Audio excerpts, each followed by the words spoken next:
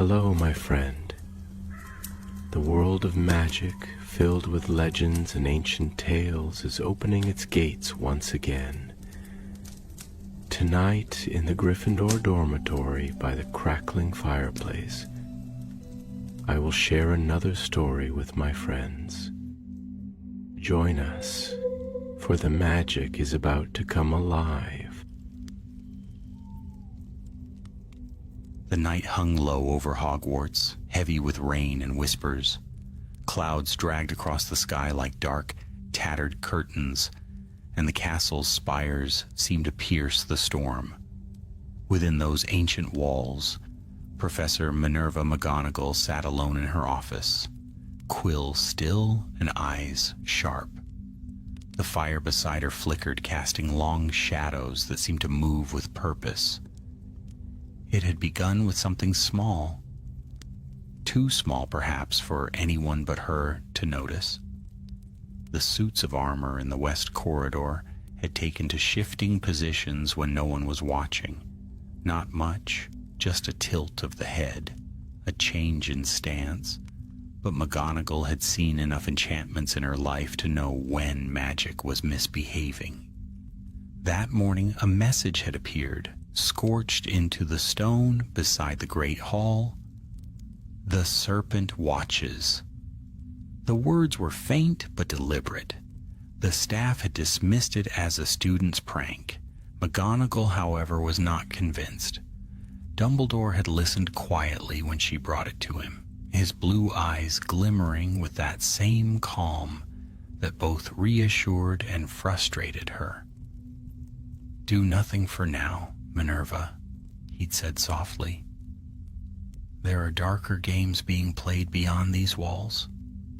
And then he was gone, summoned away on some mysterious errand only he and a handful of others seemed to understand. It was not unusual for Dumbledore to leave her in charge, but this time something felt different. The air around Hogwarts seemed aware. That evening she took her tea in silence, listening to the rain tap against her window panes. Her sharp mind replayed every oddity of the past week. The flickering torches, the locked doors found open, the echoing footsteps in empty corridors. She could not shake the feeling that the castle itself was uneasy. Her thoughts were interrupted by a knock on the door. "Come in," she said briskly. Neville Longbottom entered, looking more nervous than usual. His robes were damp from the rain, his shoes squeaking faintly against the stone floor. "Professor," he began, clutching a bundle in his hands, "I found this outside the greenhouse." It was buried in the mud. He laid it on her desk. It was a small crest, silver, serpent-shaped, its surface carved with runes that shimmered faintly in the firelight. McGonagall leaned forward, her expression tightening. "Where exactly did you find it?" "By the edge of the Forbidden Forest," Neville said. "It looked like it had been there for ages, but it started glowing when I picked it up." The faint hum of magic filled the room, subtle yet unmistakable. McGonagall did not touch it. Her instincts screamed caution. "This is not an ordinary trinket," she murmured. "You did right to bring it here. Leave it with me, Mr. Longbottom." Neville nodded, but before he could leave, the torches in the corridor outside flickered out. For a heartbeat, the entire castle plunged into darkness. Then a low rumble echoed through the stones, deep and ancient, like the growl of something waking beneath their feet. Neville froze. "Professor, what was that?" McGonagall rose, her wand raised, the tip glowing faintly. "Stay close," she ordered. They stepped into the corridor together, the air thick with the scent of damp stone and ozone. The portraits along the walls stirred uneasily. A knight in armor shouted, "Beware the shadows, headmistress, they move!" Before McGonagall could respond, the floor trembled again. Far off in the distance, perhaps near the dungeons, A crash echoed, followed by the faint clang of metal striking stone. They hurried toward the sound.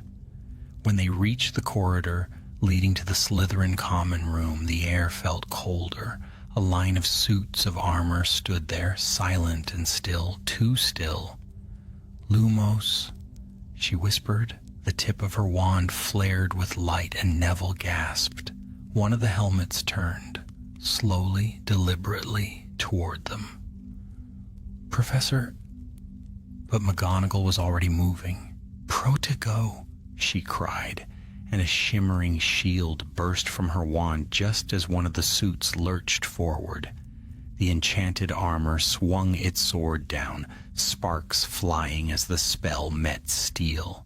Neville ducked, his heart pounding. "What are they doing?"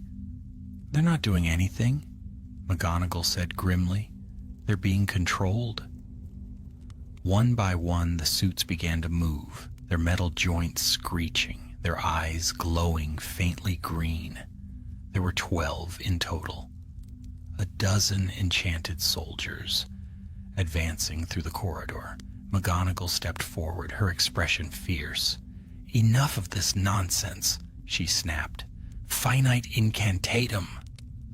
A wave of magic pulsed through the corridor. Several suits halted mid-stride, their limbs locking, but 3 pressed on, blades raised. McGonagall flicked her wand again, faster this time. One spell after another, elegant, efficient, precise. Armor cracked and fell to the floor, scattering into harmless heaps. When silence finally fell, Neville was trembling but unharmed. The last echo of clanging metal faded into the stone. McGonagall lowered her wand, her breathing steady but her thoughts racing. Someone had breached the castle's protections. Someone powerful and clever enough to twist the ancient enchantments guarding Hogwarts. She turned back to Neville. "No word of this to anyone. Do you understand?" He nodded, wide-eyed. "Yes, Professor." McGonagall glanced down the corridor, where the shadows still lingered, darker than they should have been. She had spent her life defending this school, its secrets, its students, its spirit. Yet for the first time, she felt a cold uncertainty settle in her chest. Whatever had begun that night was not the work of mere mischief. It was something deeper, something that wanted control. And as thunder rolled across the Black Lake, Professor McGonagall realized she might be facing a battle even Hogwarts itself could not withstand. The next morning dawned gray and restless. Mist coiled around the towers of Hogwarts like pale fingers, and the lake was as still as glass.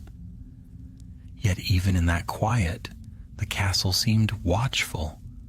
Professor McGonagall had slept little. The encounter with the living armor haunted her thoughts. Her mind sifted through every charm, every defensive ward she knew of. None should have allowed such an intrusion. She'd inspected the remnants of the fallen suits at first light. No traces of common enchantment, no signatures of the dark arts she recognized. Whatever spell had moved them was old, layered deep within the very stones of the castle. She had spent her life trusting Hogwarts. The castle had always responded to those who loved it, to those who sought to protect its secrets and its young. But now it whispered with strange intent. Portraits whispered hurriedly to each other as she passed. Staircases changed their paths more frequently, as if trying to hide something. And always in the corners of her sight, she imagined the shimmer of movement, like the faint ripple of serpentine scales. When she entered the great hall, the morning chatter hushed for a moment. News of the thunder and shaking in the night had spread, as rumors always did. The students had questions, but McGonagall's firm presence silenced them. Her lips were a thin line as she took her seat. Professor Flitwick leaned over, his brow furrowed. Strange business last night, Minerva. The East Tower gargoyles began to chant in their sleep. Never known them to do that before. McGonagall poured herself tea, her hand steady. We may be dealing with an enchantment affecting the castle's foundations, she said quietly. Do not alarm the students. I'll begin a review of the defensive charms at once. Do you think... Flitwick hesitated. Do you think this could be... You know who's doing? Her eyes darkened. If it is, then he's found a new way to reach inside Hogwarts. And that, she said, we cannot allow. As the day wore on, McGonagall's unease deepened. By afternoon, she had checked the wards along the northern wall, the ancient runes etched into the stones when the castle was first built. All appeared intact until she reached the far corner near the old Transfiguration classroom. There she saw it, a faint silver light pulsing beneath the stone. It moved like breath, rhythmic and alive. Kneeling, she brushed her fingers across the cold surface. The moment her skin touched it, a sharp pain shot through her hand, and an image flashed in her mind, an endless tunnel winding deep beneath the school, lined with carvings of serpents. And at its heart, a great crest of silver, identical to the one Neville had found. She staggered back, gasping. Whatever this was, it was not merely an enchantment. It was a living spell, ancient and malignant. That evening she summoned Neville to her office once more. The boy entered cautiously, clutching his wand. Professor, you wanted to see me? Yes, she said, standing beside her desk. The silver crest still lay there, enclosed now in a protective sphere of glass. You remember where you found this? Neville nodded. By the edge of the forest, near that big oak where the ground's soft. She paced, her robes whispering against the floor. There is something beneath the castle, something connected to this object. It may be the source of the disturbances. Neville swallowed. Do you think it's like the Chamber of Secrets? McGonagall's gaze hardened. I think it's older. For a moment, silence filled the room. Then decisively, she took her cloak from its hook. Come with me, Mr. Longbottom. We're going to see for ourselves. They left the office and made their way down through the sleeping castle. Candles burned low in their brackets, and portraits murmured warnings as they passed. When they reached the base of the moving staircases, McGonagall spoke a charm in a voice like steel. Revelar. A faint shimmer spread across the wall beside the stairs, revealing a narrow passage where there should have been none. Cold air breathed from it, carrying the scent of earth and old stone. Stay close, she said. The passage spiraled downward, farther than Neville thought possible. Their footsteps echoed softly, and water dripped somewhere in the dark. The walls were carved with runes, their shapes worn but still glowing faintly. Every few steps, the symbol of a serpent appeared, coiled around itself. After what felt like an age, they emerged into a vast underground chamber. The ceiling was supported by stone pillars carved in the likeness of ancient wizards, their faces stern and hollow-eyed. At the far end stood a pedestal, and upon it, gleaming faintly, was another silver crest, identical to the one above. McGonagall raised her wand, her voice low. This is it, the heart of the disturbance. Neville's voice trembled. What's it doing? Before she could answer, the crest pulsed with light. The ground shuddered, and a low hiss filled the air. From the carvings on the wall, tendrils of silver light uncoiled like living serpents winding toward them. McGonagall reacted instantly. Protego totalum. The shield shimmered around them, but the serpents pressed against it, testing its strength. Their hissing grew louder, sharper, until it seemed to echo from inside their heads. "Back!" she shouted. "Get back!" But the serpents did not attack. They twisted and merged, forming words in the air made of silver flame. The serpent watches. The head falls. Neville's breath caught. "Professor, what does that mean?" McGonagall's eyes blazed. "It means someone is trying to frighten us, and I, for one, have no patience for theatrics." She raised her wand high. "Finite incantatum." The silver serpents screamed, a sound like tearing metal, and dissolved into mist. The crest cracked, a thin line splitting its surface. For a heartbeat, the chamber fell silent. Then the crack spread, glowing red from within. McGonagall realized the trap too late. "Down!" she cried, pulling Neville behind a pillar. The crest exploded, sending shards of molten metal across the chamber.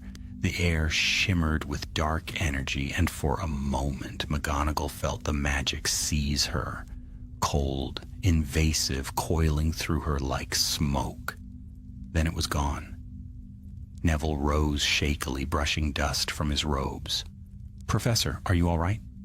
She nodded, though her hand trembled. "Yes, though I believe we've just learned what we're up against."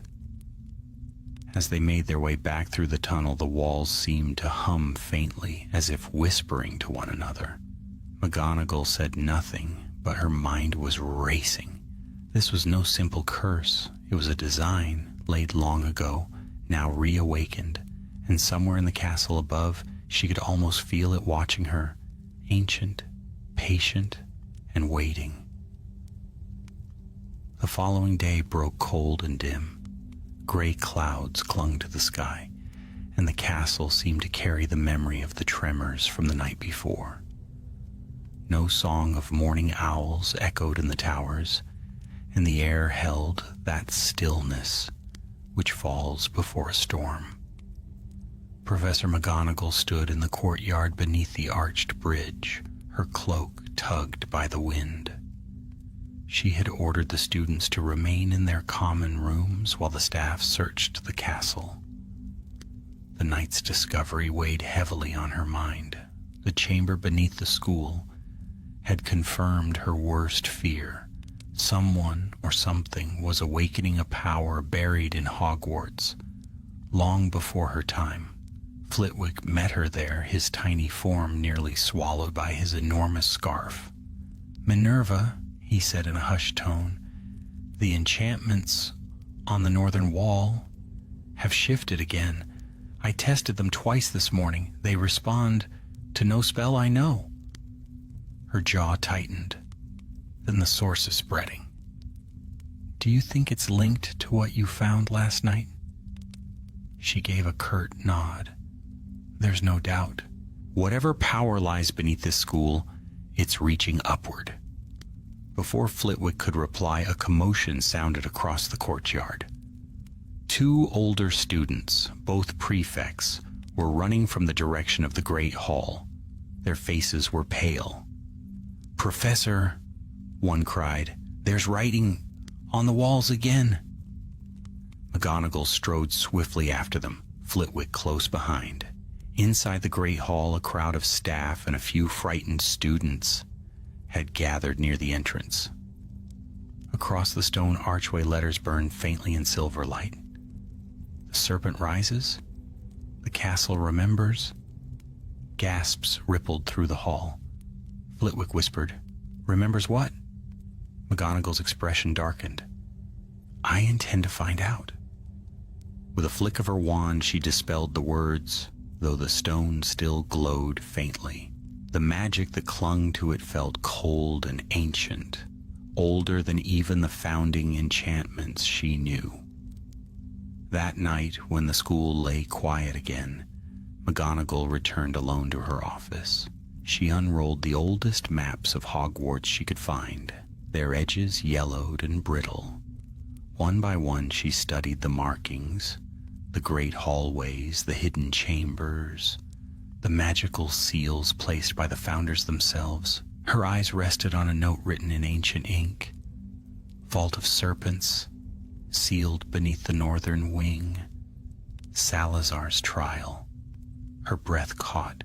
Salazar Slytherin, she murmured. You left more than one chamber behind, didn't you? But before she could dwell on it, the candles flickered violently. The room darkened, and a chill swept through the air. A faint voice echoed through the walls, whispering her name. Minerva. Her hand tightened on her wand. Who's there? The whisper deepened, as though the stones themselves spoke. You cannot guard what is awakening. The serpent's heart beats again. She spun toward the fireplace, but it had gone cold, the embers lifeless. Shadows gathered there, taking on the faint outline of a face. Ancient, stern, and hollow-eyed. McGonagall raised her wand. Enough of this. Reveal yourself. The shadow rippled and spoke once more. You stand in the path of old magic. You cannot win against what was built before your time. Then, as suddenly as it appeared, the shadow dissolved. The room was still. McGonagall's heart pounded, but her voice remained steady. We shall see about that. By morning she gathered the staff. Around the long table in the staff room sat Flitwick, Sprout, Hooch, and even the caretaker, Filch, fidgeting nervously. The castle is under an enchantment older than any we know, she said firmly. Last night I saw the echo of a spirit, something tied to the foundations. It warned that the serpent's heart beats again. I believe the chamber beneath the school is the source. Sprout frowned. You mean to go back there? I must, she said, and I won't go alone this time. I'll need someone who knows the earth, someone who understands the old wards. Flitwick nodded gravely. Then I'll go with you. Neville, who had been standing quietly near the door, stepped forward. Professor, I want to come too. McGonagall turned, surprised by the steadiness in his voice. Mr. Longbottom, this is not a school errand. I know, he said, his hands clenched. But I was there when you found it, and I can help. Plants, roots, curses that grow through walls. I've studied them all. Please, Professor. She studied him a long moment. There was courage in his eyes, the same quiet courage she had seen once before in another boy, long ago, standing in this very hall with a sword in hand. At last she nodded. Very well, but you will follow every command I give. No exceptions. He grinned, despite the fear in his face. Yes, Professor. That night they descended once more into the tunnels. The air was colder than before, and the faint silver runes along the walls pulsed as though aware of their presence. The deeper they went, the more the walls seemed to shift, breathing like living things. At last they reached the great chamber again. The shattered crest still lay in pieces upon the floor. But where it had cracked, something new had formed. A pool of shimmering light, shifting and rippling as though it were liquid metal. Flitwick examined it closely. It's not just magic, it's memory. The stones are reliving the moment of their creation. McGonagall raised her wand. Then perhaps we can see who made them. She whispered an incantation, and the light expanded, rising into the air. The walls blurred, and in its glow they saw the echo of another time. The chamber was whole once more, lit by green torches. At its center stood a tall wizard with dark hair and eyes like ice. His voice rang through the stone. Let the castle remember. Let the serpents guard its heart. Let those unworthy tremble before its awakening. Salazar Slytherin. The vision faded, leaving the air heavy with silence. Flitwick whispered, so it was true. He bound a second spell into the castle itself. McGonagall's jaw tightened.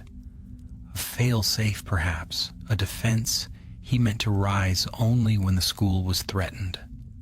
But it's turned against us, Neville said softly. It thinks we're the enemy. McGonagall looked at him. Then we must make it understand who we are. Before they could speak another word, the pool rippled violently. A gust of wind surged through the chamber, and from the silver light rose a shape, a serpent of pure magic, vast and gleaming, its eyes burning with green fire. Neville stumbled back, his wand raised. Professor, McGonagall stood her ground.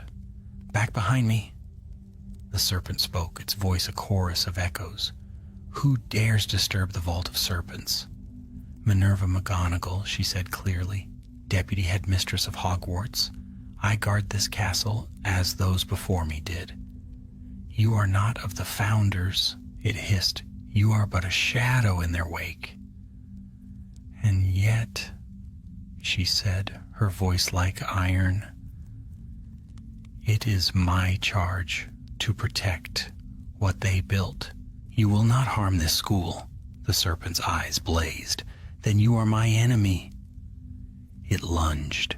McGonagall raised her wand, the light from it filling the chamber. Protego Maxima. The serpent struck the shield with thunderous force, shattering stone and sending dust cascading from the ceiling. Flitwick and Neville ducked behind a pillar as the chamber quaked. McGonagall held her ground, teeth clenched, every muscle trembling from the strain. Professor, Flitwick cried, you can't hold it. I will hold, she said through gritted teeth, her voice steady even as the magic surged around her. For as long as I must. But the serpent's strength was immense. The silver fire pressed harder, its hiss becoming a roar. The shield began to splinter, cracks of blue light running through it like veins. And as the force broke against her, McGonagall felt it, not the power of her own magic failing, but the weight of something far older pressing down. For the first time in many years, she felt truly powerless. The serpent's roar filled the chamber like thunder. The air crackled with power, and the light from McGonagall's shield flickered, struggling against the ancient force pressing down upon it. She gritted her teeth, the magic in her wand arm burning with the effort. Dust poured from the ceiling in thick clouds, and the stone beneath her boots trembled as if alive. Neville, Flitwick, fall back, she commanded, her voice steady even as the air pulsed with danger. The serpent struck again, and this time the shield shattered. The blast of energy hurled McGonagall backward into the base of a pillar. Pain lanced through her shoulder, but she forced herself up at once, her wand still ready. Flitwick darted forward, his tiny frame ablaze with fierce determination. Not while I can still cast, he cried. His wand carved blue light into the air, sending bolts of force toward the serpent's gleaming coils. The creature recoiled briefly, but did not fall. Neville, trembling yet resolute, raised his wand beside him. Stupefy, stupefy, he shouted again and again. The spells fizzled harmlessly against the serpent's scales, but his courage gave McGonagall strength. With a sharp breath, she called upon her deepest reserves of magic. Her wand rose, glowing like a brand. Incarcerus serpentis. Golden chains burst from the tip, winding around the creature's body. For a heartbeat, the serpent thrashed, caught in the net of light. But then it began to laugh, a sound cold and echoing, You think you can bind me with spells of youth? I was born of this castle's first breath. The chains snapped like glass. The serpent surged forward, its body coiling around the chamber's central pillars.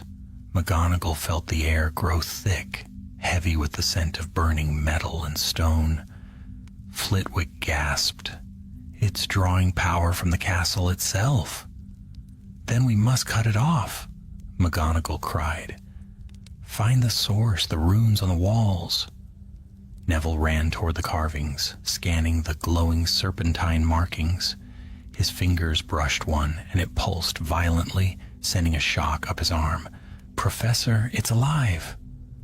Erase it if you can, she shouted. He hesitated only a moment before drawing his wand. Defindo. The rune cracked, sparks flying. The serpent shrieked, its form flickering. Encouraged, Neville struck again, and another rune shattered. The creature's body began to lose its gleam, parts of it dissolving into mist. But even weakened, the serpent was far from defeated. It lashed out, a coil of silver energy slamming into the floor near McGonagall's feet. The blast flung her wand from her hand, clattering into the shadows. For a heartbeat, everything stopped. The light faded, and the sound of her wand hitting the stone echoed louder than any scream. She reached for it, but the serpent's gaze locked upon her, its eyes twin green fires. Powerless, it hissed. At last. McGonagall's chest heaved. You may take my wand, she said softly, but you will not take my will. The serpent lunged again, but this time a figure leapt between them. Neville raised his wand with both hands, shouting a spell he barely remembered learning. Expulso! The explosion tore through the chamber. The serpent screamed as a burst of white light engulfed it. The blast hurled Neville backward into the wall, and the room went blindingly bright. When the light dimmed, the serpent's form wavered, half shadow, half smoke. Its voice came faint, filled with fury. You meddle in powers you cannot command. When the heart awakens, all will fall. And then it was gone. The light faded. The chamber fell silent, but for the echo of dripping water. McGonagall dropped to her knees, breathing hard. Her wand lay in the dust beside her. She picked it up slowly, her fingers trembling. Flitwick rushed to her side. Minerva, are you hurt? She shook her head. No, but we've only delayed it. Neville groaned softly where he had fallen, his face pale but determined. Did we stop it? McGonagall looked around the chamber. The walls were cracked now, the runes dimming, yet a faint pulse still beat beneath the stone. Slow, steady, alive. No, she said quietly. It's not gone, only sleeping. Flitwick frowned. Then what do we do? We prepare, she replied. If the castle itself has turned against us, we must learn how to speak to it, how to remind it who it belongs to. They climbed back toward the upper floors, their steps weary, the echo of their boots mingling with the restless hum of the castle. By the time they emerged into the moonlit corridors, dawn was already creeping, pale and tired, across the mountains. McGonagall paused beside one of the windows, gazing out at the mist rolling over the grounds. The first rays of sunlight struck the black lake, turning it to silver. The world looked calm again, but she knew the calm was a lie. When they reached her office, she dismissed the others to rest. Alone, she sank into her chair, exhaustion washing over her. Yet her mind refused to still. The serpent's words echoed in her thoughts. The heart awakens. She reached for a worn leather volume on her desk, A History of Hogwarts, Founders and Foundations. Turning to the final pages, she found a passage long overlooked. In the first days of the school, each founder laid a charm upon the castle, a living thread of magic bound to their own spirit. Should any seek to destroy Hogwarts, those threads would awaken, defending it as each founder deemed fit. Her heart sank. If the serpent was born of Slytherin's magic, then the castle itself believed it was defending its legacy. From her, McGonagall closed the book slowly. "Then I must find the others," she murmured. "The other threads?" As evening returned, she descended once more through the castle, this time moving not as a warrior, but as a scholar, seeking the truth. In the silence of the dungeons, she traced her hand along the cold stone and whispered the names of the founders like a prayer. Gryffindor, Hufflepuff, Ravenclaw, Slytherin, guide me. A faint warmth answered her call. A soft, golden glow from the wall beside the old charms classroom. Words appeared delicate as mist. The lion's fire sleeps beneath the heart of courage. McGonagall's lips tightened. The lion's fire? Then perhaps not all of Hogwarts has turned.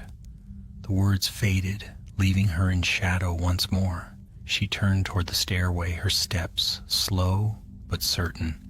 Somewhere deep within the castle's ancient heart, forces older than any living wizard had begun to stir, and she, Minerva McGonagall, would face them, wand or no wand, power or none, for the safety of the school she loved. But even as she ascended the stairs, she could feel it. That pulse deep below the floor, beating like the slow heartbeat of a sleeping dragon.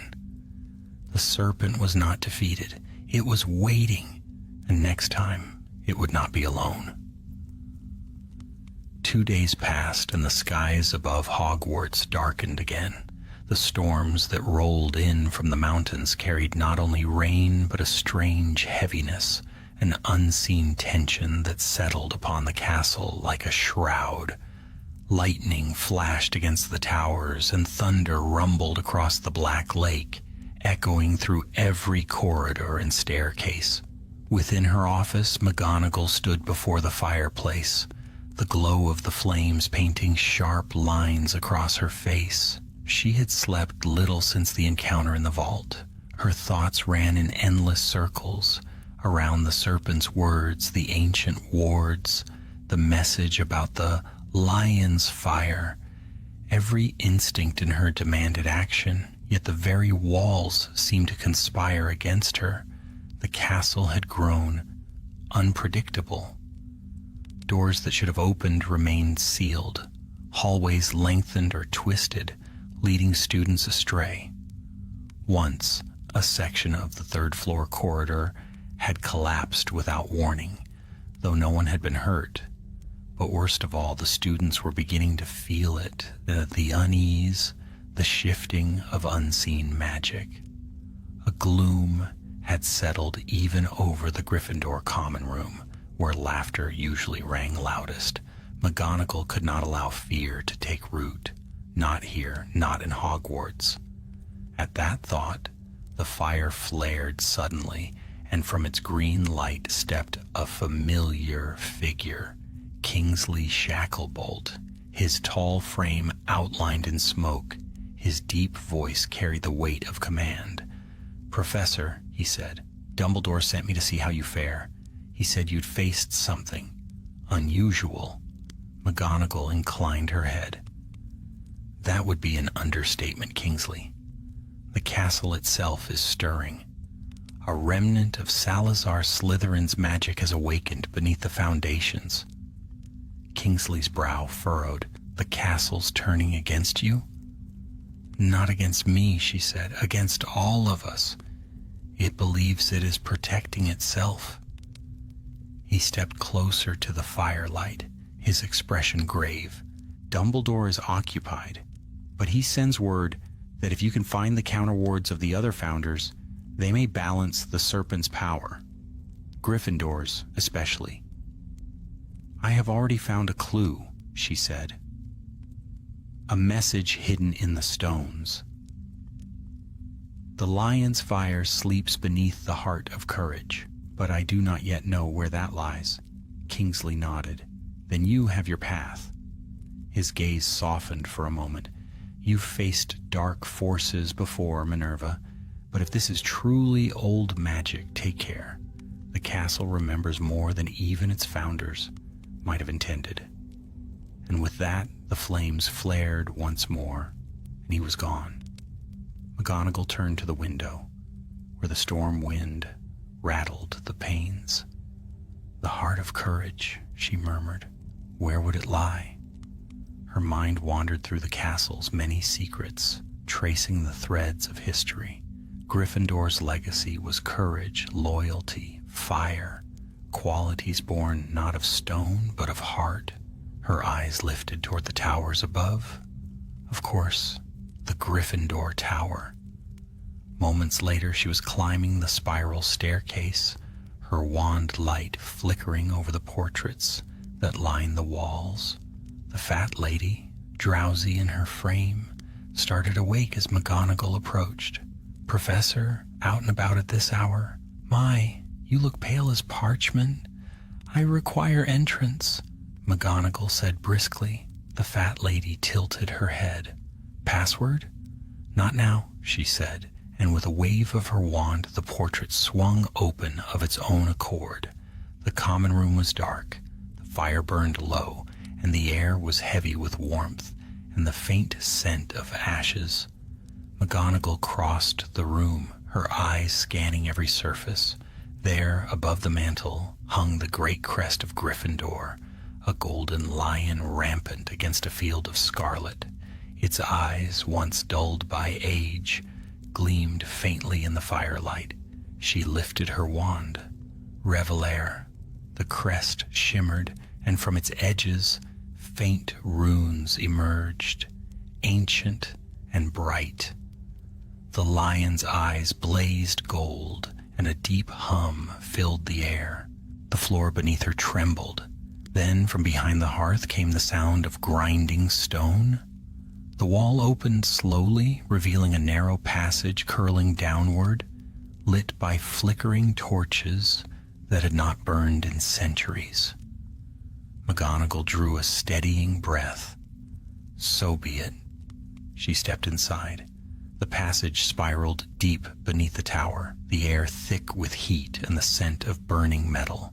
The walls glowed, faintly red, as though alive with the pulse of buried fire. At the end of the tunnel, she entered a vast circular chamber. Its ceiling was lost in shadow, but the floor was carved with an immense sigil, the lion's head surrounded by runes of protection. In the center burned a steady flame, hovering above a stone pedestal. As she approached, the fire grew brighter, shifting from red to gold. Then a voice spoke, not from the flame, but from everywhere at once.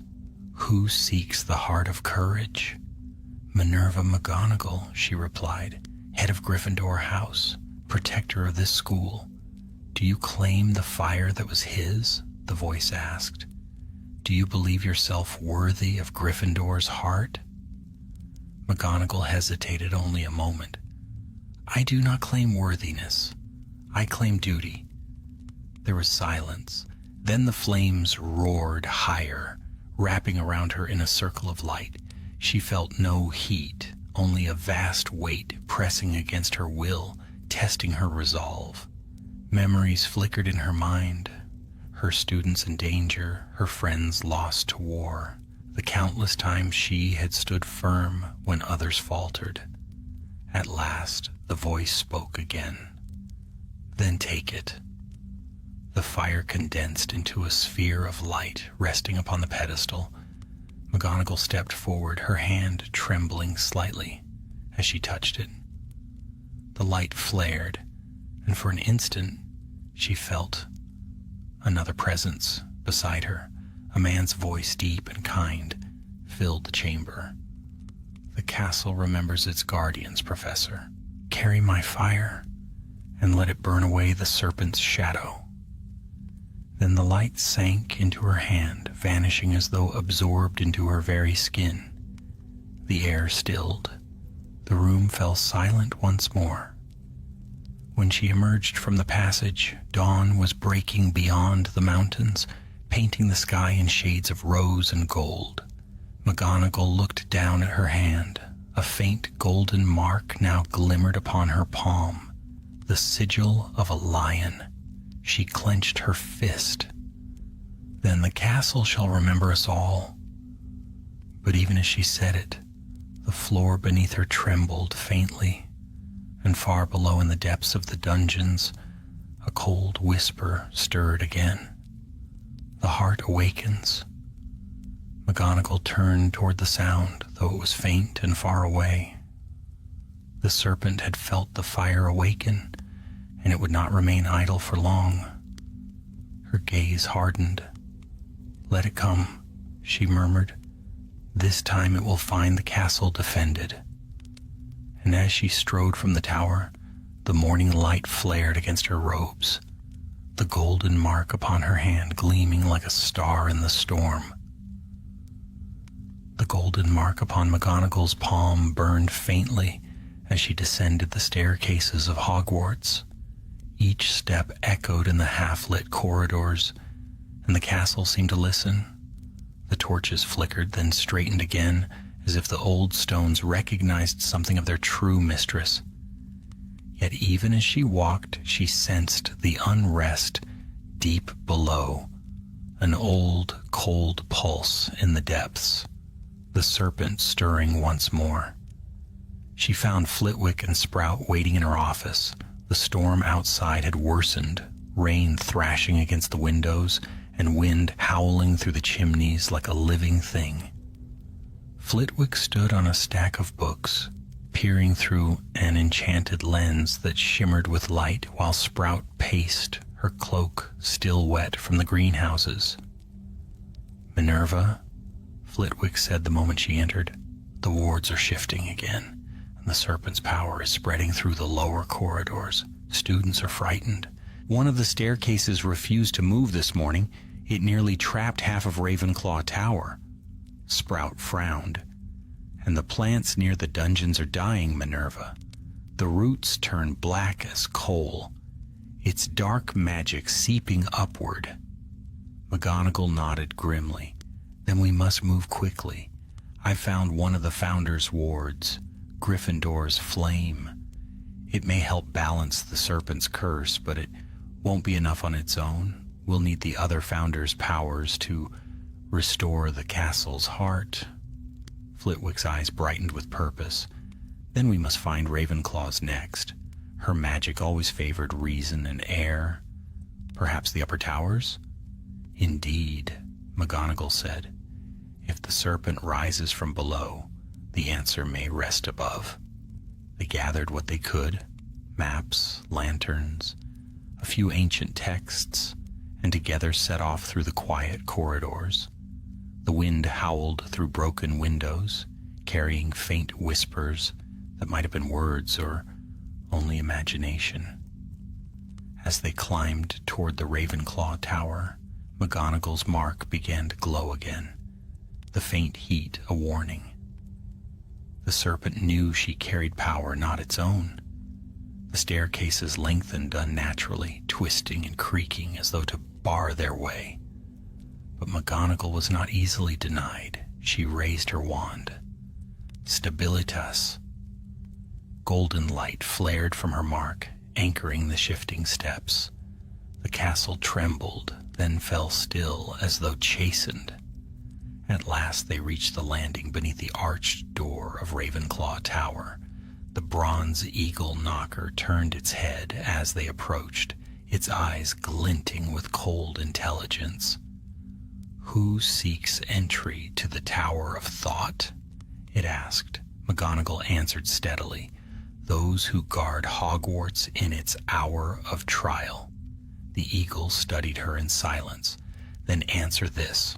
What weighs nothing but can break the strongest heart?" Flitwick's eyes flicked to hers, uncertain. Sprout frowned, thinking. But McGonagall's voice was quiet when she said, "Fear." The knocker inclined its head. "Wisely spoken. Enter, guardian." The door swung open and they stepped inside. The tower was silent, filled with moonlight that poured through the arched windows. Books and ancient instruments lay scattered across tables, telescopes, star charts, crystal spheres. But the air felt thin and cold, humming faintly with unseen power. At the far end of the circular chamber, the great bronze statue of Rowena Ravenclaw stood, as it had for centuries, her eyes of sapphire turned toward the stars. Around her, carved upon the floor, were the same runes McGonagall had seen before, but these glowed pale blue like light on water. She approached carefully, her wand raised. "Revelare." The runes shimmered brighter, weaving together into a single sigil that pulsed like a heartbeat. Then from the statue's lips came a voice, soft as wind, yet filled with command. "Who calls upon the wisdom of Ravenclaw?" "Minerva McGonagall," she replied, "protector of Hogwarts, seeking the balance to a power long awakened." The sapphire eyes brightened. "Then prove your mind unshaken, for knowledge without understanding is a blade without a hilt." Before McGonagall could answer, the air shimmered, and suddenly the tower dissolved around them. She stood upon a narrow bridge of light suspended over endless mist. Flitwick and Sprout were gone, only her, the wind, and the echo of the voice. "Three paths stand before you," it said. "Choose wisely, and truth shall reveal itself. Choose wrongly, and the castle's heart will close forever." Before her appeared 3 archways. In one, a flame burned blue. In the second, a shadow twisted. In the third, a mirror reflected her own face. McGonagall's pulse quickened. It was a trial, not of strength, but of reason. She studied each carefully. The flame promised knowledge, but its light flickered too eagerly. The shadow whispered of secrets best left untouched. Only the mirror was still, silent, waiting. She stepped toward it. "I choose myself," she said softly, "for only by knowing one's own heart can wisdom be clear." The mirror shimmered and then shattered into light. The bridge vanished. She was back in the tower, the statue of Ravenclaw glowing brightly now, its hands raised as if in blessing. The voice returned, calm and approving. "Your heart and mind are one. Take my clarity and let it temper the lion's fire."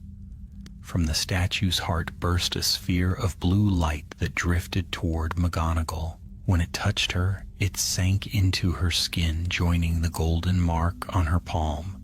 The light blended gold and blue, intertwining, steady and pure.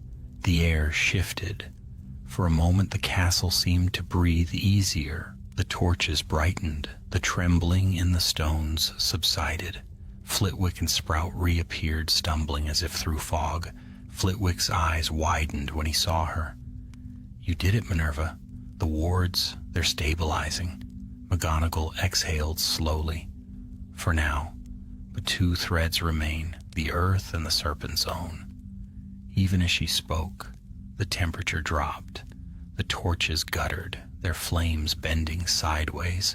Somewhere below, the low hiss of wind became something darker, a whisper like distant laughter. Sprout looked around uneasily. "It knows what you've done." McGonagall turned toward the window. Lightning flashed across the sky, illuminating the grounds below. In that brief moment of light, she saw movement near the forest, shadows shifting, shapes that were neither man nor beast. "The serpent gathers its strength," she said softly, "and it no longer hides in the dark." Flitwick's voice was small but firm. Then we gather ours." McGonagall looked to them both, her eyes fierce despite her exhaustion. "Prepare the students. Seal the lower passages. No one goes near the dungeons, and if anything stirs beneath the great hall, you come to me at once." They nodded and hurried away, their wands glowing as they vanished down the staircase. Left alone, McGonagall stood beneath the statue of Ravenclaw, the twin marks of fire and light burning upon her hand. Thunder rolled across the sky, and she felt the castle's pulse. 2 beats now, strong and steady, but still shadowed by the serpent's rhythm below. She lifted her wand and whispered to the ancient air, "One for courage, one for wisdom. The next must be for loyalty, or we will all fall." And far beneath her, in the cold earth under the greenhouses, something old and unseen began to stir. The roots twisted, the soil breathed, and from the depths a new whisper came, low, patient, and full of warning. "The serpent watches.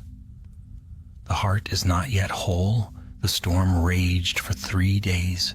Rain fell in endless sheets, drumming upon the castle roof and turning the grounds below into rivers of mud. The sky never brightened. The clouds hung low and heavy like the breath of something vast watching from above. Within Hogwarts, the light wavered, and the walls murmured faintly, as if speaking to themselves. Professor McGonagall moved through the corridors without rest. She could feel it now, the slow pulse of the serpent's power coiling through the foundations, testing the castle's strength, seeking cracks in its magic. The wards she and Flitwick had renewed flickered occasionally as though the serpent pressed against them from below. 2 of the founder's legacies now lived within her, the lion's fire and the eagle's clarity. They steadied her, yes, but they also weighed upon her, humming constantly in her veins like a second heartbeat. She knew what she must do next. Hufflepuff's ward, the heart of the earth. And so, on the 4th morning, while the storm still howled, she gathered Professor Sprout and young Neville Longbottom once more. The boy had barely slept. His eyes were shadowed, but his resolve was unshaken. "You've courage enough for a dozen wizards, Mr. Longbottom," McGonagall said as they descended the narrow stairway toward the greenhouses. "But what we face now will test more than bravery. It will test loyalty to the castle, to each other." Neville nodded, clutching his wand tight. "I understand, Professor. I'll do whatever it takes." Sprout led the way through the storm, her cloak plastered to her with rain. Lightning split the sky, illuminating the greenhouses ahead. Inside, the air was thick and strange. The plants trembled, though there was no wind, and the soil steamed faintly as if it were alive. "The roots are sick," Sprout murmured. "It's the serpent's doing. The magic seeps upward through the ground." McGonagall knelt beside one of the stone planters, brushing the soil with her fingertips. It was warm, too warm, and pulsed faintly like flesh. Beneath that pulse she felt something older, something buried deep. "The heart of the earth lies below us," she said. "The serpent's corruption has reached it." They moved to the farthest corner of the greenhouse, where an ancient tree grew, its bark blackened but still alive. The roots twisted downward through the stone floor, forming a spiral pattern that glowed faintly in the dark. Sprout drew a sharp breath. "That's it, the seal of Hufflepuff. I've seen it in old drawings, but I never believed it truly existed." McGonagall raised her wand, and the roots parted slightly, revealing a narrow shaft of earth beneath. A whisper of warm air rose up, carrying with it the scent of rain-soaked soil. "Stay close," she said, and began to descend. The tunnel wound deep beneath the castle, deeper even than the serpent's chamber. The walls here were alive with veins of green light, like moss that breathed. The air grew thicker, heavier, filled with a steady thrum, the rhythm of the earth itself. At last, they entered a vast cavern. Its ceiling was lost in shadow, but the floor glowed with countless threads of light, weaving together into the image of a badger encircled by roots. At the center stood a stone dais, upon which rested a seed large as a heart, pulsing with golden green light. Neville whispered, awestruck, "It's beautiful." McGonagall stepped closer. "The heart of the earth," she said softly. "Hufflepuff's legacy." As she reached out her hand, a deep voice filled the cavern, steady, unyielding, like the rumble of distant thunder. "Who tends the soil of loyalty?" McGonagall straightened. "Minerva McGonagall, guardian of this school." "And what do you seek?" "To restore balance," she answered. "The serpent's corruption spreads. The castle weakens." The voice grew softer, almost sorrowful. "The serpent is strong because the earth allowed it to grow. Balance is not won by force, but by care. Do you still know how to care, Guardian?" For a long moment, she said nothing. Then she glanced toward Neville and Sprout, both of them standing firm beside her despite their fear. "Yes," she said finally, "I do." The seed began to glow brighter, filling the cavern with green-gold light. Then it cracked open, and from within rose a swirl of luminous dust, curling like vines through the air. The dust surrounded McGonagall, warm and fragrant, and when it touched her, she felt a pulse of life, calm, steady, grounding. The voice spoke once more. "Take my root and bind the serpent's fire. Loyalty endures when power fades." The light sank into her hands. The mark on her palm changed again, gold and blue, now threaded with green, glowing faintly like living ivy. But as the last spark faded, the cavern shuddered. The earth groaned beneath their feet, and from the far end of the chamber came a hiss, a long, cold sound that froze the air. "Professor?" Neville breathed. From the shadows slithered a dark shape, thin at first, then growing, stretching, its scales gleaming like molten iron. The serpent, but not as they had seen it before. This was no mere phantom of magic. It was solid, real, and vast. Its body coiled around the pillars of the cavern, and its eyes burned with emerald fire. "You steal what is mine," it said, its voice echoing through the rock. "The Founder's hearts belong to the serpent now." McGonagall stepped forward, her wand raised. "You belong to nothing, creature. You are a curse, and curses can be broken." The serpent laughed, a sound like metal grinding against stone. "Then try lion's flame." It struck. The ground erupted, throwing shards of stone into the air. McGonagall and the others dove aside. She landed hard, rolled, and came up with her wand ready. "Protego Maxima." The shield flared golden, but the serpent's blow shattered it like glass. Flitwick's warnings echoed in her mind. The serpent draws power from the castle itself. It could not be fought with force alone. "Neville," she shouted, "the roots, sever them from its body." He hesitated only a heartbeat before slashing his wand through the air. "Diffindo, Diffindo." The ground split, roots snapping, green light spraying like fire. The serpent shrieked, its body twisting violently. Sprout added her strength, summoning thick vines from the earth. "Constringo." The vines lashed around the serpent's neck, pulling it down. McGonagall raised her wand, her voice ringing through the cavern.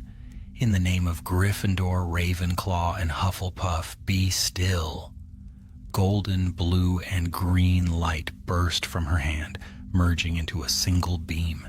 It struck the serpent squarely, driving it backward.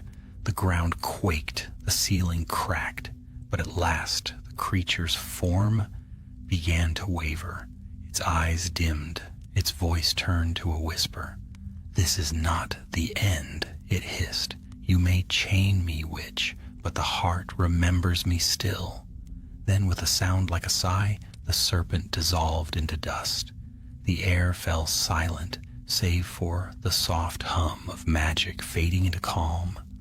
McGonagall lowered her wand, her arm trembling from the effort. Sprout and Neville hurried to her side. "Is it over?" Neville asked. "For now," she said. "The serpent's form is broken, but its spirit remains. It will rise again unless the last ward is found." "The last?" Sprout asked. "Slytherin's own?" McGonagall nodded, her eyes hard. "To destroy the serpent, we must awaken its master." The wind outside roared through the tunnels as if in answer, and for the first time a flicker of fear touched even her iron heart. For the final trial would not lie in fire, air, or earth. It would lie in the depths of darkness itself. Night had fallen once more, and with it came an unnatural stillness. The storm had broken, but the quiet that followed was worse than thunder. The castle seemed to hold its breath. Shadows clung to the corners of every corridor, deep and heavy, while the moon hid behind a veil of drifting cloud. Professor McGonagall walked the empty halls alone. Her steps were slow, measured, each one echoing through the vast silence. The marks upon her hand, gold for courage, blue for wisdom, green for loyalty, burned faintly beneath her glove. Together they pulsed in rhythm, like three hearts beating as one, and beneath them, far deeper, she could feel another pulse, slow, cold, steady. The serpent still lived. Her path led her downward, past the stone staircases and torchlit corridors, past the dungeons and old classrooms, to the ancient door sealed by a single lock that no one had touched in generations. The entrance to the Chamber of Serpents, the last remnant of Slytherin's hidden domain. She stood before it, her wand held high. The carved snakes across the door shifted faintly, their jeweled eyes glimmering in the wand light. A whisper escaped from between their fanged mouths. "Speak, and we shall listen." McGonagall took a slow breath. Her voice was quiet but unwavering. "Perio veritatem." The door responded with a hiss. The serpents slithered apart, the stone splitting soundlessly down the middle. A rush of cold air burst outward, carrying the smell of earth and time. The passage beyond was long and narrow, its walls slick with dampness. She stepped inside. The deeper she went, the more the air changed. It grew thick and heavy, filled with a faint sound like breathing. The light from her wand flickered across carvings, serpents, scales, runes of power and pride, and beneath them all words written in Latin and Parseltongue entwined. What is buried never dies. When she reached the chamber's heart, she stopped. It was vast, hollow, and dark.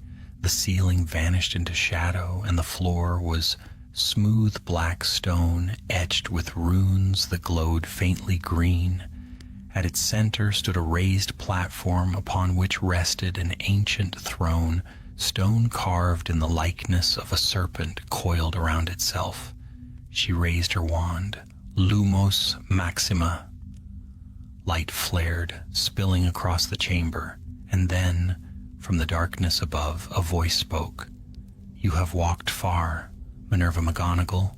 She turned sharply. The voice was low, calm, and filled with the weight of centuries.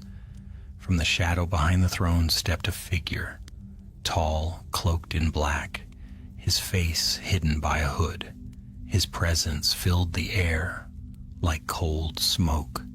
"You seek the fourth heart," he said. "You would awaken Slytherin's ward."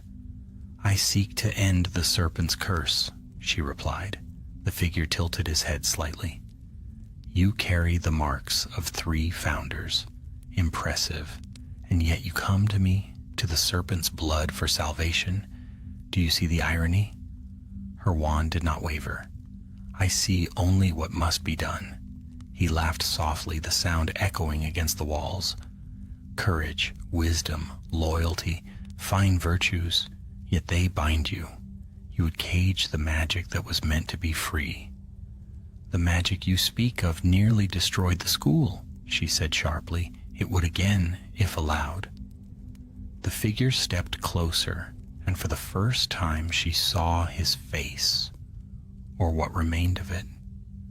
It was not flesh, not spirit, but something between, a phantom woven of memory and power. The ghost of Salazar Slytherin himself. You mistake my purpose, he said quietly. I did not wish the castle destroyed. I wished it preserved, pure, unbroken, strong. But the others... He smiled faintly, bitterly. They bound the school with sentiment. They gave it hearts that could feel. I gave it one that could survive. McGonagall's eyes narrowed. And now that heart has turned against all of us. He studied her. Then you mean to kill it? I mean to end its suffering, she said. For a moment the chamber was silent. Then Slytherin extended a ghostly hand. You cannot destroy what you do not understand. The serpent you fight is bound to me. To end it, you must awaken my ward, and with it, me. But be warned, Professor, every choice bears its cost. McGonagall hesitated. Her instincts screamed caution, but she knew there was no other way. Show me how. Slytherin inclined his head, a shadow of approval crossing his face. So be it. He turned toward the throne. The serpent's heart lies beneath his seat. Touch it and the truth shall come. She stepped forward, her hand trembling only slightly as she reached for the stone. The instant her fingers brushed it, the world seemed to vanish, darkness cold. Then a rush of images, memories not her own. She saw the founders standing together, young and fierce, raising the walls of Hogwarts with their combined magic. She saw them argue, their ideals clashing, Gryffindor's courage, Ravenclaw's reason, Hufflepuff's kindness, Slytherin's ambition. And she saw the moment he left, furious, betrayed, his legacy sealed deep within the earth. You see now, his voice whispered through her mind, the serpent was not meant to harm but to protect. It was corrupted by fear, by those who forgot its purpose. The vision broke. McGonagall gasped, stumbling back as the mark on her hand flared painfully. The ghost stood watching her, his expression unreadable. You carry the fire, the air, the earth, he said. Now you must take the water, the serpent's gift. But if you do, it will bind you to this place until balance is restored. She met his gaze. Then bind me. Slytherin nodded once solemnly. As you will. He reached toward her, and his hand, though insubstantial, touched her brow. The chamber filled with green light. She felt the power surge through her veins, cool, sharp, ancient. The mark upon her hand flared one last time, now crowned by a fourth symbol, a serpent coiled around a single tear-shaped drop of water. When the light faded, Slytherin was gone. Only his voice remained, echoing faintly through the stone. The serpent's heart is yours now. Use it, or it will use you. McGonagall fell to one knee, her breath coming hard. Around her the chamber trembled, the stones shifting, the air thickening. From deep below came a new sound, one she knew too well. The serpent was awake, fully awake. She rose to her feet, her wand blazing with light. So it ends where it began. she whispered. The walls of the chamber began to crack, and water poured through the fissures.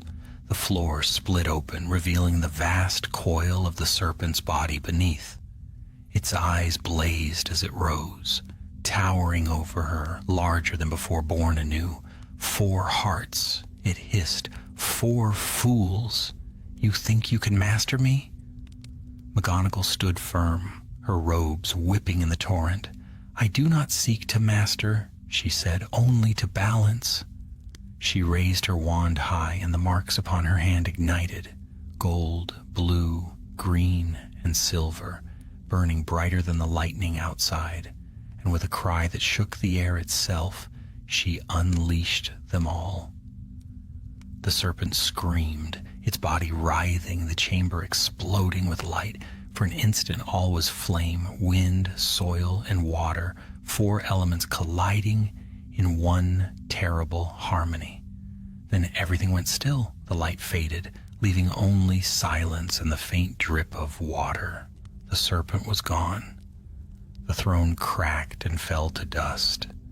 McGonagall stood alone, the mark upon her hand dimming, her strength nearly spent. But the air was calm now.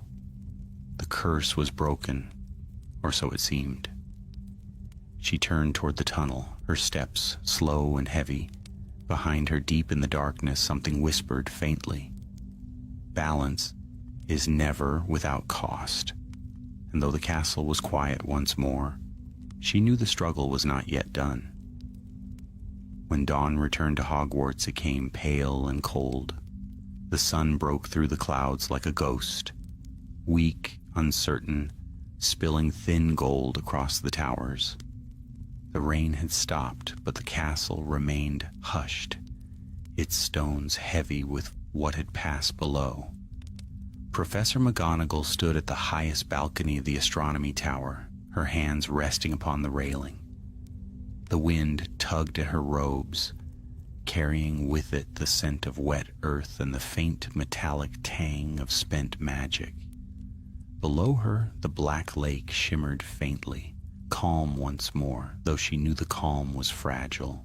The mark upon her hand, once blazing with 4 colors, now lay faint and dim, like embers cooling in ash.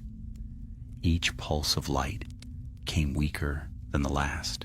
The serpent was gone, or rather bound.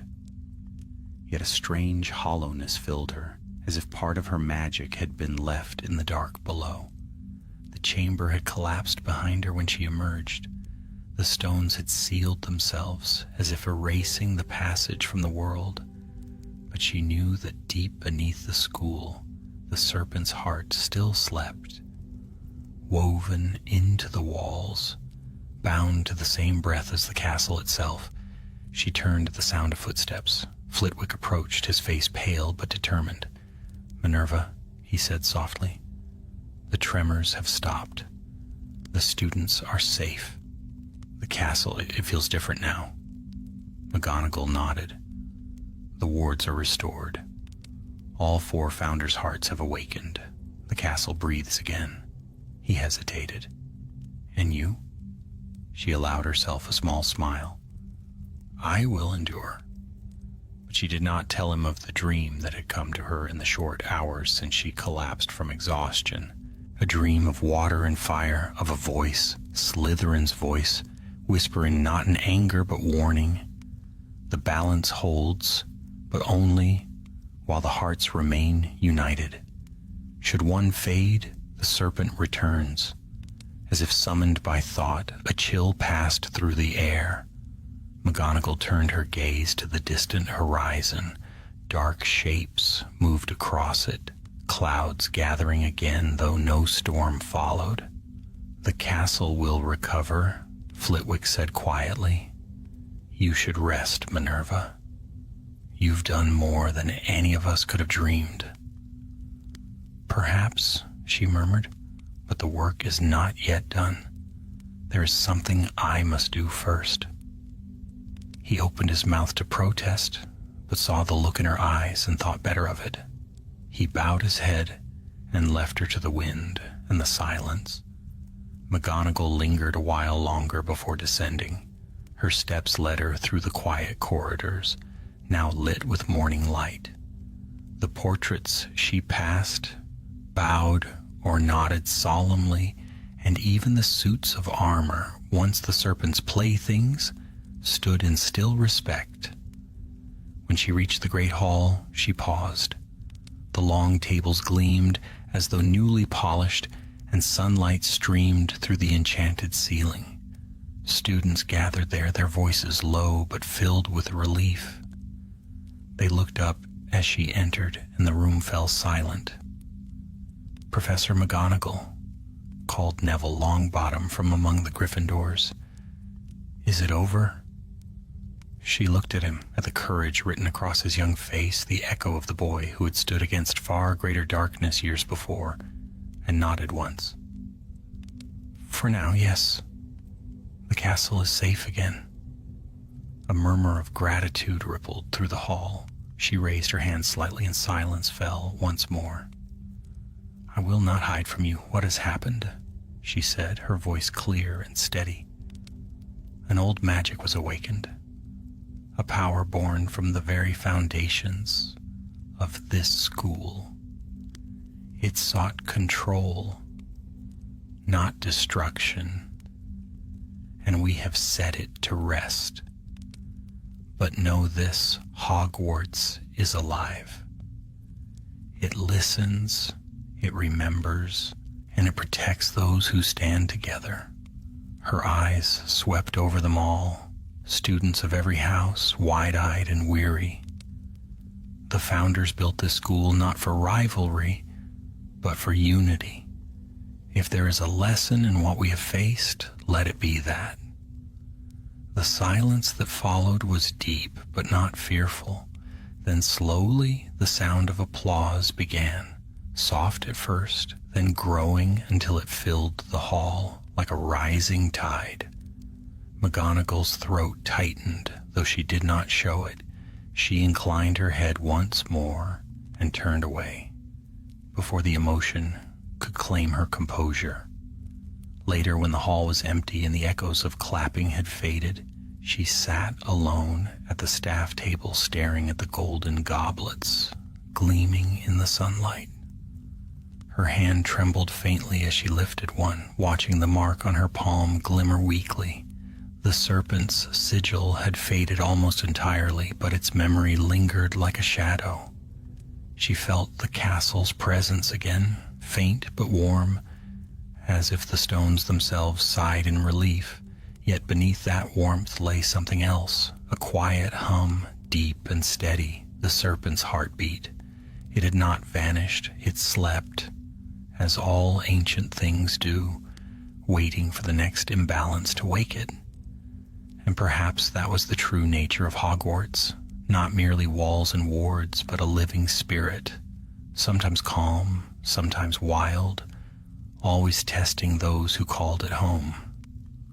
Her thoughts were interrupted by the arrival of a letter. It drifted down from the enchanted ceiling, sealed in deep blue wax. The handwriting was unmistakable. Albus Dumbledore. She broke the seal and read, "My dear Minerva, the castle has always known whom to trust. It chose well in you. I regret that I could not be there to face the serpent myself, though I suspect it would have been most displeased to find an old headmaster meddling in its affairs again. Rest assured, the bond you forged between the four hearts will hold, so long as the guardians of this age remember what truly binds them: loyalty, wisdom, courage, and yes, even ambition. Slytherin's gift, like his flaw, was the desire to endure. Take care, my friend. You have done what even I could not. And though you may feel powerless at times, remember this: power is not measured in what we command, but in what we protect. Yours." Albus McGonagall read the letter twice, then folded it carefully and placed it inside her robe. She rose from her seat, turned toward the high windows, and let her gaze wander over the grounds, the forbidden forest, whispering in the breeze, the lake gleaming faintly, the towers standing proud against the clearing sky. A new day had begun. Students' laughter echoed faintly from the courtyard below, uncertain at first, then growing bolder. The castle hummed with life once more.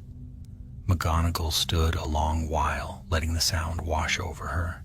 Then she smiled, a rare, quiet smile touched with both weariness and pride. The serpent's shadow might sleep beneath Hogwarts forever. Darkness might always stir in hidden corners, but so long as hearts like these endured, hearts of fire and loyalty, wisdom and courage, no curse could truly claim the school.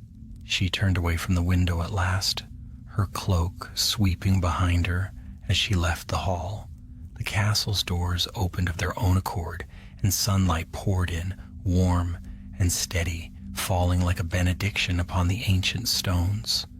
And though none could see it, the faintest gleam of green flickered across the mark on her palm, then faded as if in peaceful slumber. The serpent dreamed, but Hogwarts watched, and Professor McGonagall, weary yet unbroken, walked forward into the light. The days that followed were quiet, though not wholly at peace. The castle bore the marks of what had happened. The stones still murmured faintly when the night grew long, and torches burned with a deeper hue than before. Yet there was life in those walls again, and that for the moment was enough. Professor McGonagall moved through the renewed calm like one learning to breathe after a long battle. Her students returned to their lessons. The whispers of the serpent still passed between them like half-remembered dreams. She never confirmed nor denied their tales. Some truths, she knew, were better left to the stones, but within her, the memory remained sharp as steel. At times, when she stood alone in her office at dusk, she could feel the castle's pulse echo faintly through the floorboards, a rhythm that matched the slow beating of her own heart. One evening, as twilight fell across the towers, a knock came at her door. "Enter," she said, and the door swung open to reveal Neville Longbottom, hat in hand, a faint nervousness about him. "Professor," he began, "the students wanted me to bring this to you." He held out a small object wrapped in velvet. When she opened it, she found a golden brooch, shaped like a lion encircled by a vine, its mane set with tiny gems of green and blue. Neville hesitated. "It's meant to be a sign of thanks for protecting us, for protecting the school." McGonagall's stern face softened. "You should not have gone to such trouble." He smiled faintly. "It wasn't just me, Professor. Every house helped, even some Slytherins. They said it was time." That, more than any relic of gold or gemstone, moved her. For a moment, the shadows in her heart lifted. "Then it seems Hogwarts truly remembers," she said quietly. "Thank you, Mr. Longbottom." Neville hesitated before speaking again. "Professor, during the battle you looked different. Your magic, it wasn't just transfiguration. What was it?" She regarded him with a thoughtful gaze. "It was the castle's own, the magic of those who built it. It lives in all who defend this place with honesty of heart, even you." "Me?" She smiled. "Especially you." When he had gone, she placed the brooch upon her desk and turned toward the window. The evening sky deepened from purple to black, and the first stars began to stir. Yet as she watched, she felt the faintest tremor beneath her feet. A whisper like scales brushing stone. Her hand drifted to the mark upon her palm. It no longer burned, but it pulsed softly as if something beneath the surface still stirred. "The serpent sleeps," she murmured. but it does not dream alone. That night's sleep came late, and when it came, it brought no peace. She stood once more in the great chamber beneath the castle. The walls gleamed green with the serpent's glow, and at the far end the ghost of Salazar Slytherin rose from shadow. His eyes were calm, but there was sorrow in them. "You have done well," he said, his voice a low echo. "The castle breathes again." McGonagall faced him without fear. "Yet it remains bound to you." He inclined his head. "And always will. I am part of it, as are the others. When the first stones were laid, our spirits wove themselves into its foundations. Each of us gave something eternal." "And what did you give?" "My will," he said, "my desire to endure." His gaze sharpened. The serpent was never meant to destroy, only to test. But power twisted it, as power always does. You have restored the balance, for now. Yet balance is not a state, Minerva. It is a choice, one that must be made again and again. She met his eyes steadily. "Then it will be made as long as I live." A faint smile touched his lips.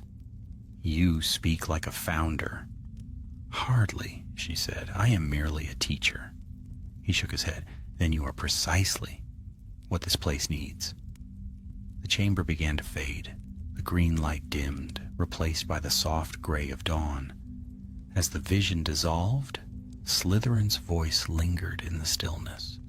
"Guard the hearts, all four. Should one falter, the serpent wakes." McGonagall woke with a start. Morning light spilled through her window, bright and clean. Yet her heart still beat fast. She rose at once, dressed, and made her way through the empty corridors. Her destination was the Founder's Hall, a chamber few ever entered, its walls engraved with the symbols of the four who had built Hogwarts. The floor shimmered faintly when she stepped upon it. Her hand went to her palm. The mark glowed once more, the faintest flicker of gold, blue, green, and silver. As it did, the carvings upon the walls answered, each sigil lighting in turn, until the chamber pulsed with quiet life. She spoke softly into the stillness. "You are bound now as one. Let no darkness divide you again." The light steadied, then sank slowly into the stone. The hum faded, replaced by peace. For the first time in many nights, McGonagall felt the castle truly rest. She lingered there a moment longer, then turned to leave. But as she reached the threshold, a faint rustle drew her eyes to the far wall. One of the torches had flickered, though there was no wind. The flame bent sideways, forming for an instant the faint image of a serpent's shape, coiling, silent, and watching. She did not flinch.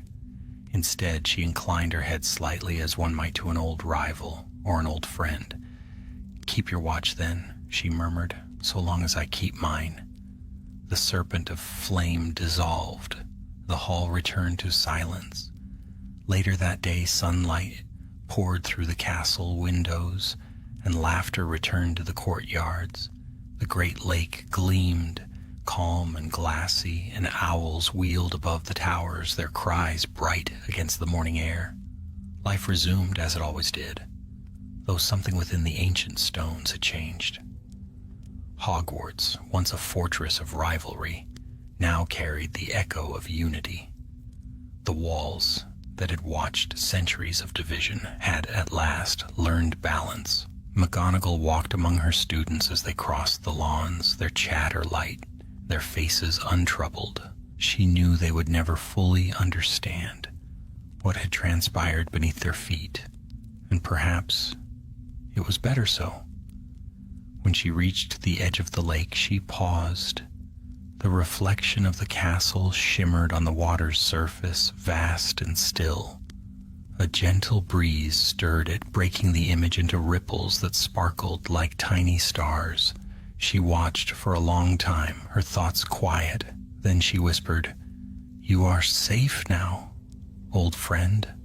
Somewhere deep below the castle seemed to answer a soft murmur, contented and whole. The balance for now had been restored, but even in peace, Hogwarts never slept. Its heart beat on, ancient and alive, carrying within it the legacies of all who had walked its halls, the brave, the wise, the loyal, and yes, even the ambitious. And so, under the light of a pale and endless dawn, Professor McGonagall turned back toward the castle that would forever be her charge, its protector, its conscience, and its keeper of hearts. The years that followed passed as seasons do, quietly, almost gently, yet never without their echoes. The tale of the serpent faded into whispers, and then into legend, the sort of story that children retold in dormitories by candlelight, never quite certain whether it was true. But Professor McGonagall remembered. The marks upon her hand had long since vanished from sight, yet in her heart their warmth remained, pulsing faintly with the life of the castle she had bound together. Hogwarts thrived. Its walls hummed with laughter once more, its towers glittered against the blue of autumn skies, and the lake reflected peace where once it had mirrored storm. The wounds the serpent had left in the earth healed slowly, covered over by the roots of the castle's gardens, by new growth and old magic intertwined. But deep beneath those roots, far below the lowest dungeon, something ancient still slept, a remnant of the serpent's spirit, resting at last in uneasy peace. It was spring when Dumbledore returned. He arrived as he always did, quietly, walking through the courtyard in the early morning light, his cloak stirring softly in the breeze.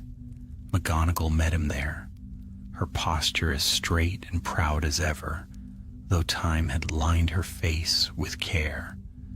"Albus," she greeted, and though the word was brief, it carried the warmth of years unspoken. "Minerva," he said, smiling that small, knowing smile of his, "you have held the castle well." "It holds itself now," she replied, "but it remembers." He nodded, his gaze sweeping over the towers. "Hogwarts always remembers. I felt its strength even before I crossed the gates." He paused, his tone softening. "It seems the serpent has learned to dream instead of wake." "For now," McGonagall said, "but I suspect it will stir again one day. Darkness never leaves us for long." "Nor does light," Dumbledore answered. "You've ensured that." They walked together through the courtyard. The morning sun caught on the stained glass windows, scattering color across the flagstones. Students hurried past, chattering, their laughter breaking against the walls like bird song. McGonagall watched them, her eyes distant but content.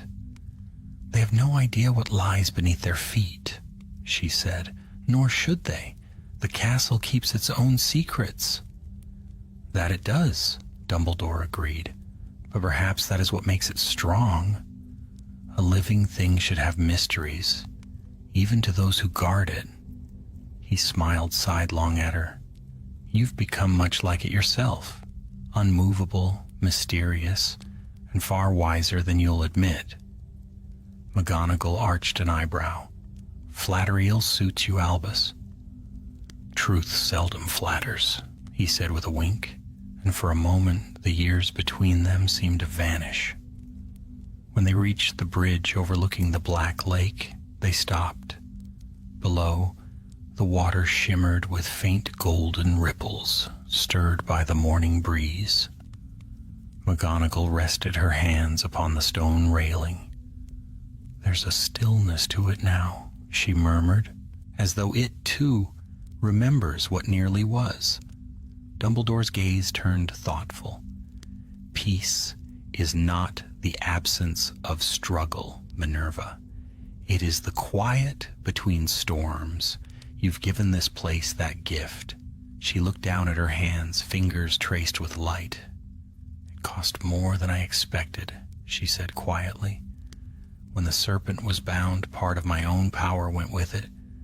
I feel it even now, a hollowness where the magic once burned bright." "That is as it must be," Dumbledore replied gently. "All true guardians give something of themselves to what they protect. You are woven into the castle now as surely as the founders before you." His words settled over her like a benediction.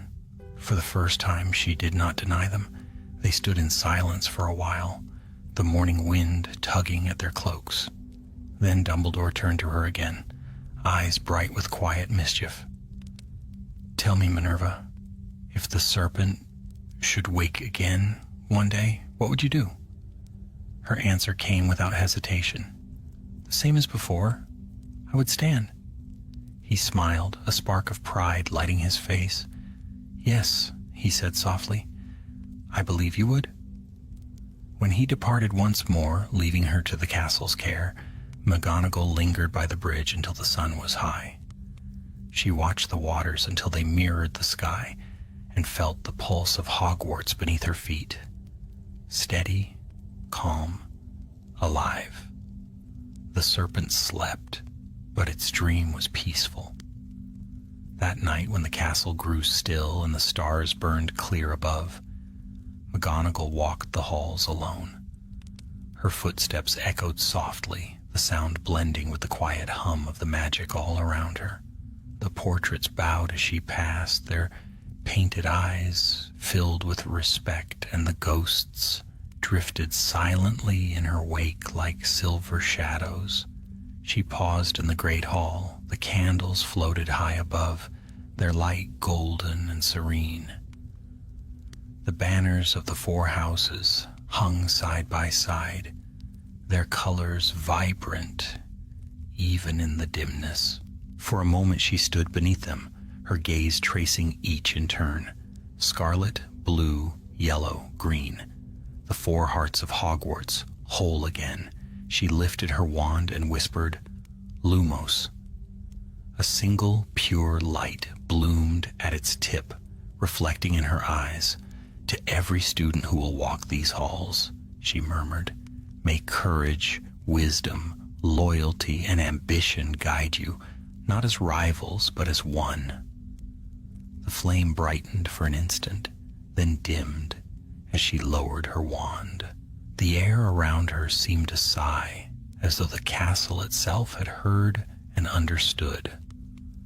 Outside, the moon rose above the towers, casting its pale light across the stones. From somewhere deep within, far below the roots of the school, came a sound, a soft murmur, almost like breathing. The serpent's voice, calm now, resting within the heartbeat of the castle. It was not a threat, it was a reminder. Balance endures only in the hands of those willing to hold it. McGonagall turned and walked toward the grand doors. They opened before her without a sound, and a breath of cool night air swept in, carrying the scent of grass and water and old, enduring stone. She stepped out into the moonlight. Above her, the sky stretched vast and endless, alive with stars. For a moment she felt their gaze upon her, ancient and kind, and she knew with unshakable certainty that Hogwarts would stand long after her time had passed, that the ward she had rekindled would guard future generations, unseen yet ever present. She raised her eyes to the heavens and whispered one final word, not a spell, not a plea, but a vow, always. And the castle answered in silence, strong and sure, its windows glimmering like watchful eyes in the night. The serpent dreamed below, the stars burned above, and in between, Hogwarts endured, its guardian walking the grounds beneath the moon, steadfast and eternal. The story of Minerva McGonagall would fade into legend, as all great stories do. Yet the walls would remember. Whenever courage rose against darkness, whenever loyalty stood unbroken, Her name would echo faintly in the heart of the school, carried by stone and wind alike. For Hogwarts, ancient and alive, never forgot those who loved it best, and so it stood, unshaken, eternal, and dreaming beneath the watchful eyes of the stars.